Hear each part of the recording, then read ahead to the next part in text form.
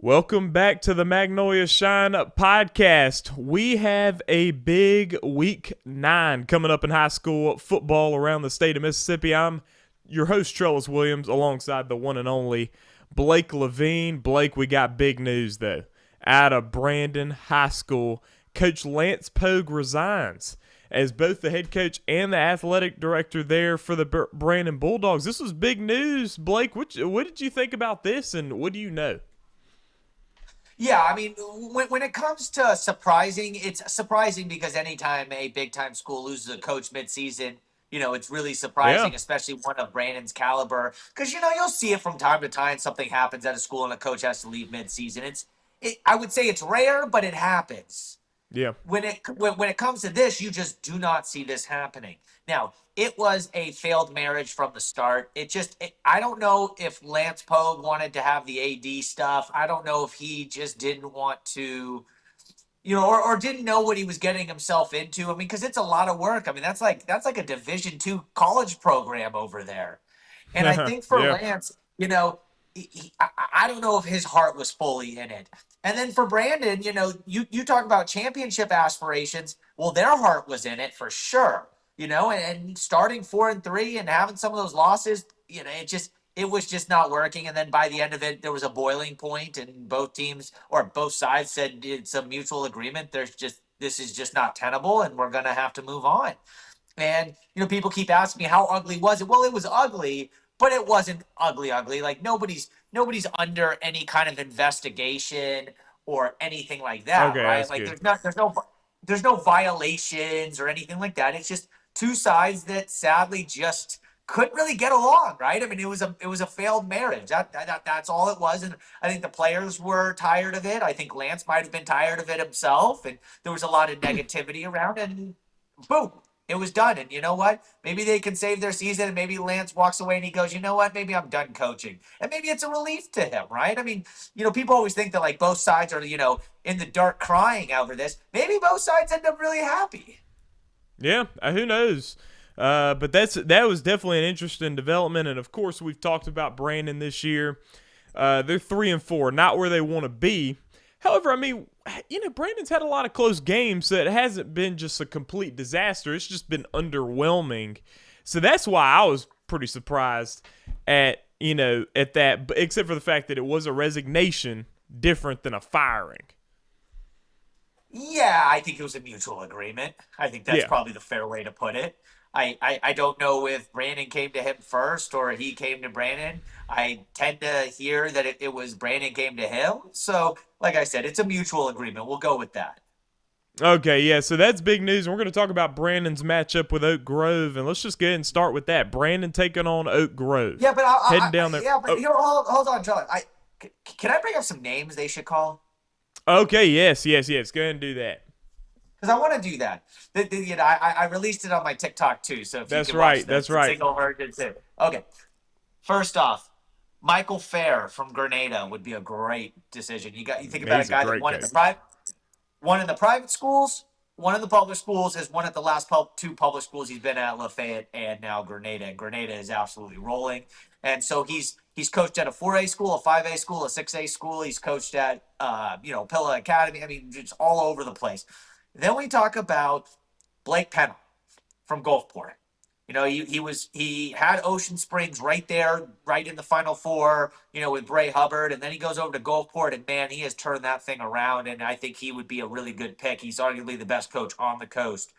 Then we think about Chris Jones. Can you get him back from community college back to high school? I think there's a possibility. Oh, Tyrone wow. Shorter from Louisville. I think there was a strong possibility Tyrone was going to go last year. But things change, in personal life or whatever, he had in his life. And so that might be the hardest one of all of them to bowl because I feel like it might have been his job last year had he fully, agreed or committed to it. Yeah. And then number one has to be Herbert Davis. You talk about, one of the great offensive minds of our state. And he has won, championships, I think 3-4 different schools. He has coached Yeah. in public school before. And you talk about his offensive mind with those players that are going to return for their senior years, Tyson Robinson, Shaq, those guys. Wow. Talk about what he could have right there. Yeah, most definitely. And Herbert Davis, great coach. I guess you also mentioned Chris Jones. These two guys are guys that, especially Chris Jones being at the community college level, I mean, it seems like it'd be a lot to come back to high school. But what you're saying about Brandon is that program's run like a D2 program. Well, here's the thing, right? There are coaches that go from high school to college, and I'm not speaking for Chris Jones right here. He hasn't said anything like this to me, so this is not, his words. This is just my words. There are coaches that sometimes when they first leave high school to go to college don't realize the type of recruiting and all the extra stuff that goes into your football program. At Brandon, you can make the argument that maybe every once in a while there's a kid that comes in and all that, right? But for the most part, you get your kids and you coach them. And you right? coach And then them, you yeah. maybe have your age, right? And then you coach them. College, you have so many other avenues of things that you have to deal with.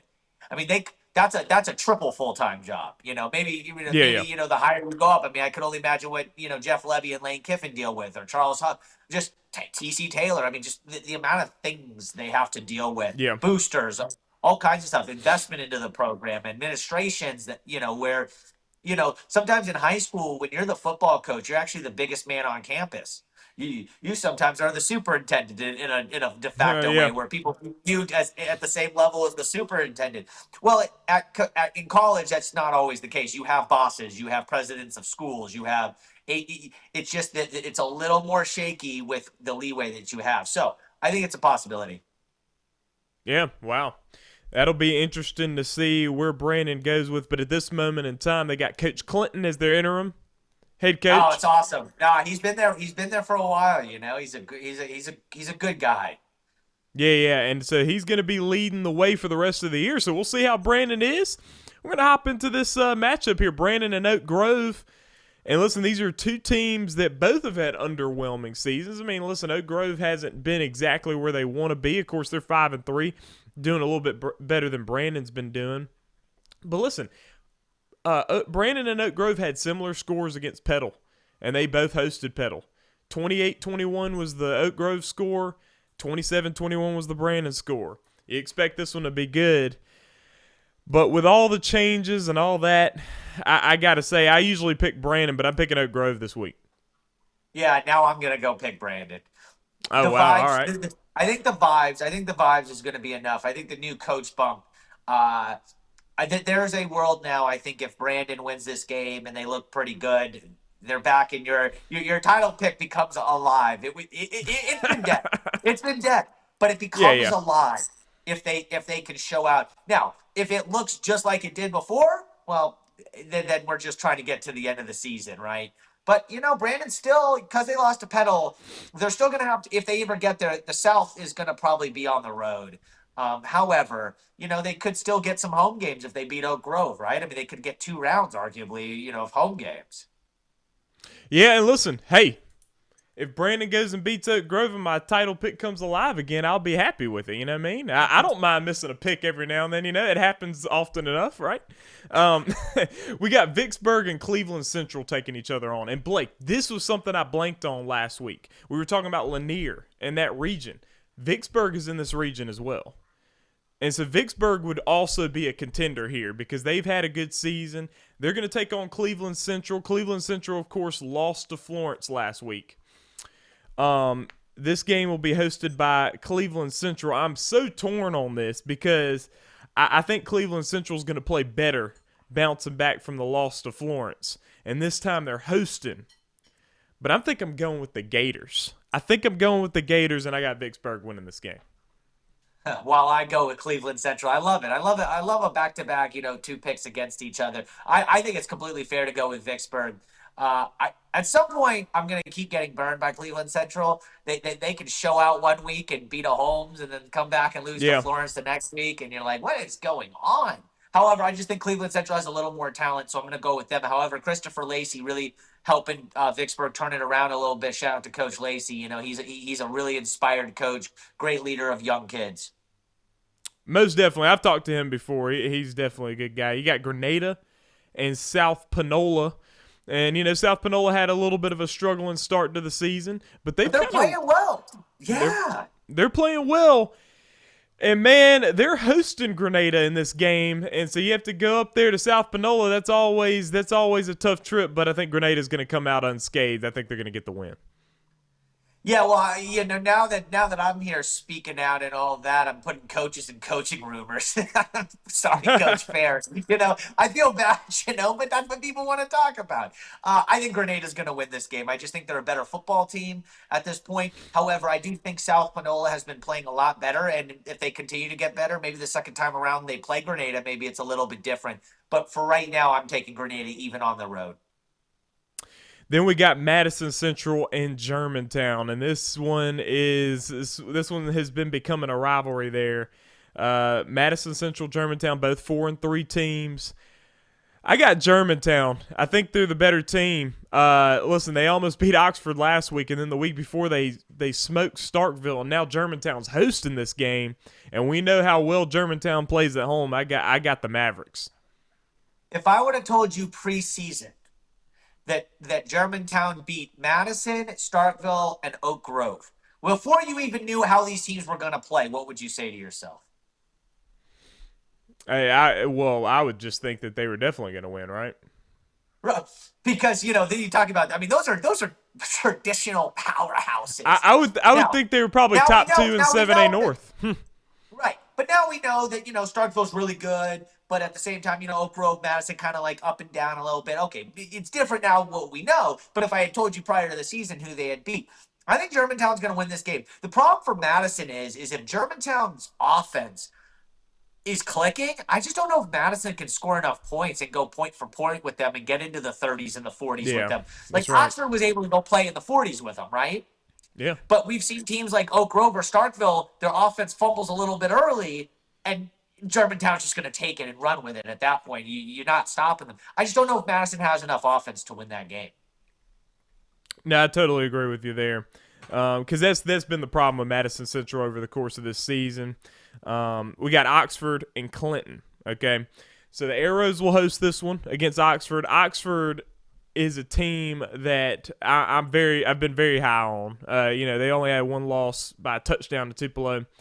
And, I was tempted to pick Clinton because I feel like Clinton pulls off surprises at certain times.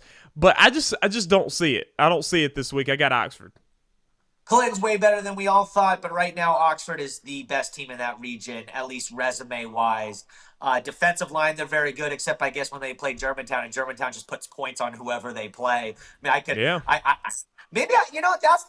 video I'm going to do later today. Who are the 10 best offenses in Mississippi this year? Germantown's got to be in there. I mean, oh my goodness, they're fantastic on offense. Yeah. But we're talking about Oxford and Clinton.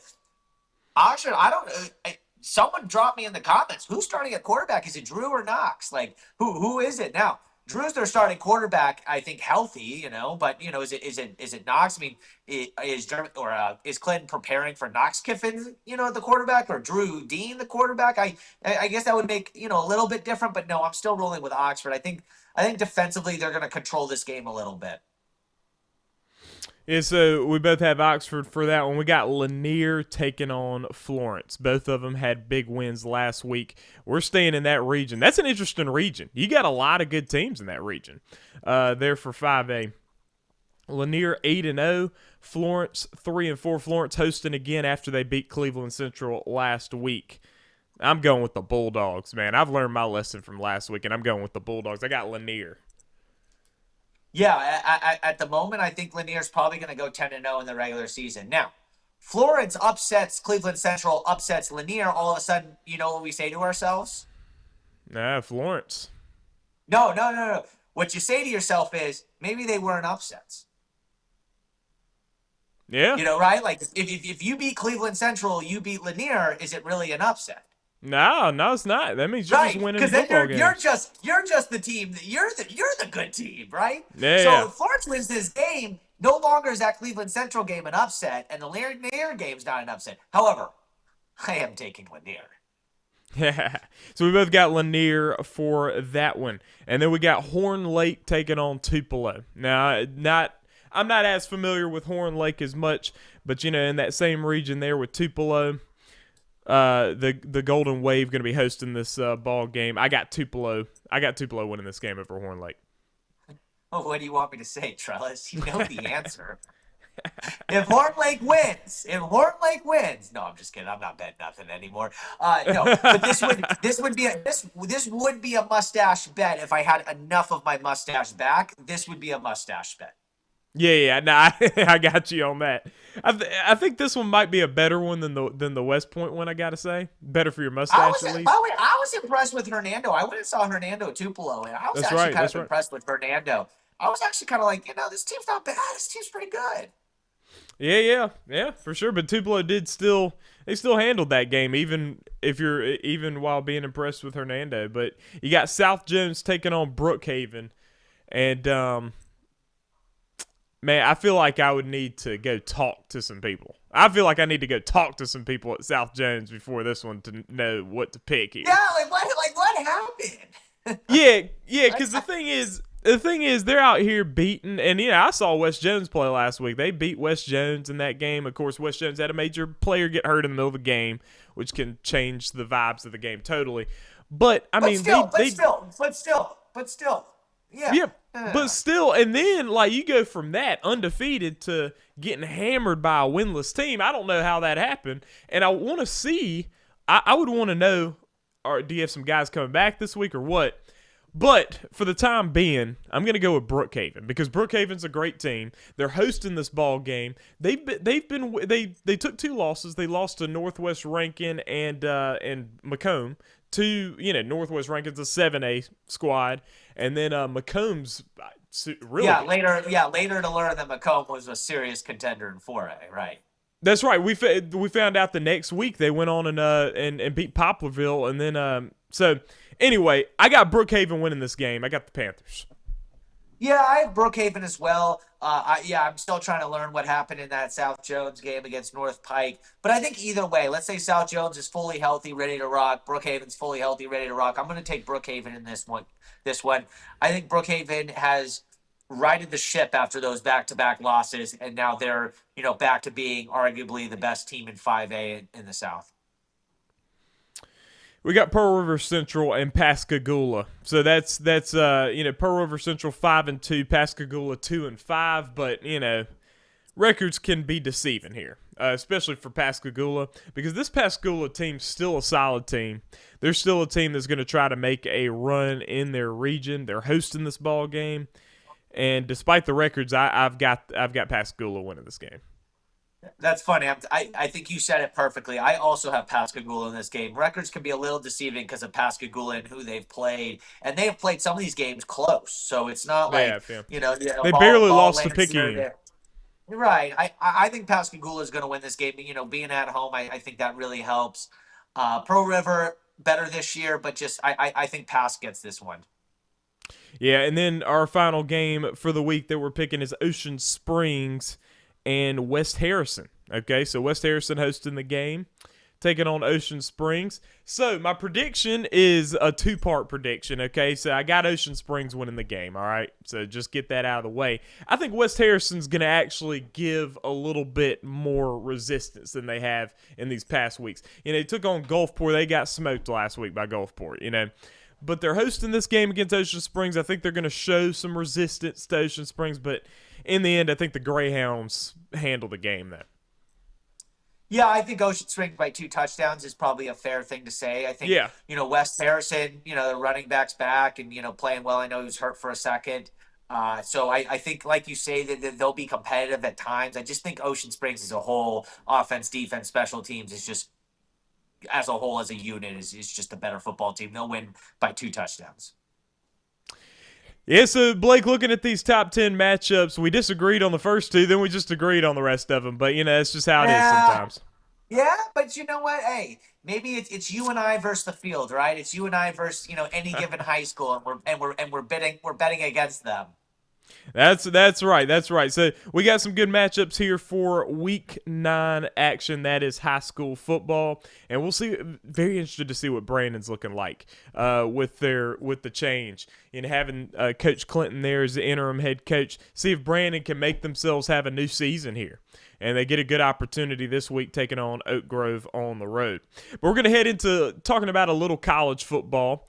We'll talk a little bit of what we're going to see this upcoming week. Ole Miss and Mississippi State back at it again. They had tough losses last week, but they're taking on some good competition again. Ole Miss at Oklahoma. Ole Miss ranked 8th in the nation. Oklahoma ranked 13th. They're both 6-1. Both these teams really want to win this football game. But, Blake, I got Ole Miss winning this game, and my reasoning for it, I know it's a road game. I know they're taking on the Sooners on the road, but I think they'll be able to bounce back. I think they'll be able to bounce back from this. Oklahoma has been inconsistent this year, even though they're 6-1. You could argue that Ole Miss has been as well, but I think the Rebels beat Oklahoma. Yeah, see, I'm going with Oklahoma here. I'm a wow. big fan of this Ole Miss team, but the Vegas spreads got it at 4.5 for Oklahoma. Oklahoma's favored by almost 5 points, and the defense of Ole Miss just did not look good last week, and Oklahoma's defense is really good. That's their calling card. I mean, that's their head coach, right? I mean, his calling card was defense as a defensive coordinator. At one point, he was the highest paid defensive coordinator in the country. So I think for Ole Miss, this is a really tough game. This is the game that they had at home last year, and now they got to go on the road. I think they lose this game, and then they're going to have to win their last 5, or I guess 4 straight, to make the college football playoff. This is a big game for them. They win this game, and then they got Florida at home. They got State. I mean, their schedule is not that brutal after this game, and they pretty much will be favored easily to make the college football playoff. It's massive, but I am taking Oklahoma. All right, so we disagree on that one. Then we got Texas and Mississippi State. Okay, so don't do it. No, I'm taking the State Dogs, man. What you mean? What you mean, man? Come on now. Listen, I think Mississippi State wins this game. All right, we're taking on Texas. Okay. Hosting Texas, okay? Texas has had – listen, we just played Florida, all right? And I'm getting in the wheeze already. You know what I mean? So I'm a little delusional. But here's the thing. We played Florida, and we were right there. We were right there about to kick that field goal, and then we just threw it to the other team, like we sometimes like to do. But Texas went on and got stomped by Florida there at Florida. So just in that comparison, and we're hosting this game. If it was at Texas, I don't think we'd win. But this is going to be in Starkville. And last time we were in Starkville, we were taking on Tennessee, and we nearly beat them. And I think Tennessee's a lot better than Texas. And so I think I'm taking Mississippi State. And at the very least, Blake, you got to give it to me. It's going to be a close game, though. Because Mississippi State makes the games close. No. Why do I have to give you it's going to be close? I don't think it's going to be close. You got to give it to me. Oh. No, I don't. No. Oh. Okay. Texas this is the best defense Mississippi State has played all year. Best defensive line. And you talk about Blake Shapen and that offensive line dealing with that defensive line. That seems like a disaster. And then I actually would hate to see Kamario Taylor come in for a bench Shapen in this game, because this Texas defense is legit, and I would hate that to be his first action of the year. I don't think Mississippi State's defense is going to put up enough of a fight to combat what Texas's defense is going to do. I think Texas is going to win this game by 10 points. They need this game more, right? Another loss to Texas this season, they're out of the college football playoff, but they still somewhat, I wouldn't say control their destiny, but they have a path back in, and so they'll be playing more desperate than Mississippi State. But I mean, how desperate can you get? We haven't won a conference game in 2 years. Yes, but the difference, every game, and this is a home game. The difference between a desperate of we haven't won a conference game in 15 straight and our college football playoff lives. There's a complete different level of desperate. Yeah. And one team is playing for a college football playoff. One team's trying to break a 15-game losing streak. But Think about this. No, I listen, I'm thinking about it. But here's the thing, though. If you're Texas, do you feel comfortable going into that environment? If you're from Texas' point of view, do you feel comfortable going into that environment with your playoff hopes on the line? What environment are we talking about? Oh, what you mean? Talking about Starkville, man. Listen, it's gonna be loud. It's gonna be tough. So you're telling me a team that played at Ohio State won't be ready for an environment?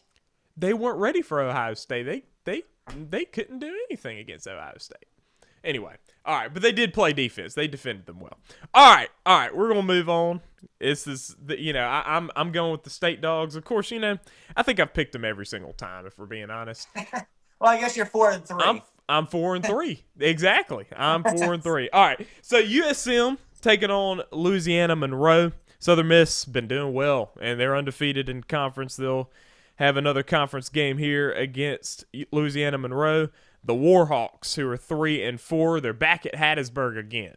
As I know those fans are going to be ready to see them. I got the Golden Eagles winning this game. Yeah, all the goodwill Charles Huff has now built up and all the fun that Southern Miss is having would be absolutely destroyed if they lose this game. There's no they have no business losing this game. Southern Miss cannot lose this game. They lose this game, I'm coming on and I'm going ballistic. Because it would be absolutely unacceptable to lose to ULM. Southern Miss has to win this game. They have to win it convincingly. I don't want to, win it by a field goal. No. Go take care of business. Go run through your conference and be a possible conference champion, because I would absolutely be floored if Southern Miss lost this game. So Southern Miss is going to win. It seems like Southern Miss has been able to win off of their defense because they've done a great job being able to hold the other team to low scores. Their defense has been good, really good. And that allows you to be consistent. And a veteran quarterback. Hey, anytime you have a good defense and a veteran quarterback, you're set up for a good year. Yeah, so Southern Miss has been doing very well. Listen, we're going to talk a little Valley, Blake, because they're taking on Alcorn. And we got Valley and Alcorn. We got 1-5 against 1-6. Just both teams just very much struggling this year. And, of course, I got Alcorn. They're hosting this game. And I've got Alcorn winning this game. Yeah, me too. Both of these teams, their only win is Lincoln, California. That isn't even really like a football team. They're an independent school, yeah. Yeah. That's their. Both of those teams only win. I think Prairie View is playing them for their homecoming too. Why are all these teams playing them? Oh, wait, hold on. Is it an HBCU as well? Because it's an easy win. What? Is it also an HBCU, Lincoln, California? I don't know. The reason why I'm asking. Okay, I'd have to look at it. I think it's an easy win, and they want easy wins on homecoming. But to be honest with you, I think it would be better for homecoming if they played someone legit and lost rather than played Lincoln, California and won. I think it's disrespectful. It doesn't bring fans out really. If Alcorn State was playing, I don't know, say Jackson State, right? I mean, I know that would never happen, but let me pick another one. Alcorn State was playing Grambling for homecoming. That's a good game, just environment-wise, good fan bases. Yeah, exactly. That's a homecoming. Recently Jackson State and Alabama State have played for a homecoming. That's made it. Those are massive games. Those are games that literally are for their side of the conference. I mean, so I don't like that those teams are playing that. But anyways, I'm off topic. Alcorn State's going to win this game. And then Jackson State's going to take on Grambling on the road, and Grambling's 4-3. The only HBCU team they lost to last year. Yeah, so this will be an interesting one. Obviously, I'm going with the Tigers, no doubt. But this is one that Jackson State's going to have to outlast. They got to get on their horse and play this football game. But I got the Tigers winning. Yeah, I think Jackson State knows that this team beat them last year, and I'm sure that's because Jack State now really controls, not only their destiny, but destiny times 2 to go to this conference championship, right? Yeah. They would have to lose twice in Alabama State and win out. And again, that you're asking a lot there for them to lose twice. However, Jack State knows that, and sometimes it's hard to get your team up for that next game, knowing that you have that kind of advantage. However, when a team beats you last year, that wipes it all away. So I think Jack State comes out and they win by double digits. Yeah, I would agree with that. So, listen, folks, that wraps up we're talking some Mississippi colleges there, and we'll be interested to see. Listen, I got the Mississippi teams, and you picked Oklahoma and Texas to sound, but, I don't pick Big 12 teams, okay? I'm sorry. I'm not into Big 12 teams. All right. Those will be interesting to see, and so we'll see that this week, and then tomorrow We got a full slate of high school football around the state of Mississippi. Get in that comment section, folks. Let us know what you think about our picks. Let us know what game you are most looking forward to. So comment below right now. Hit that subscribe button as well to the Magnolia Shine Podcast YouTube channel. Hit that subscribe button right now and like and share with anyone else who'd be interested. The one and only Blake Levine alongside myself, Trellis Williams. We'll see you next time. We out.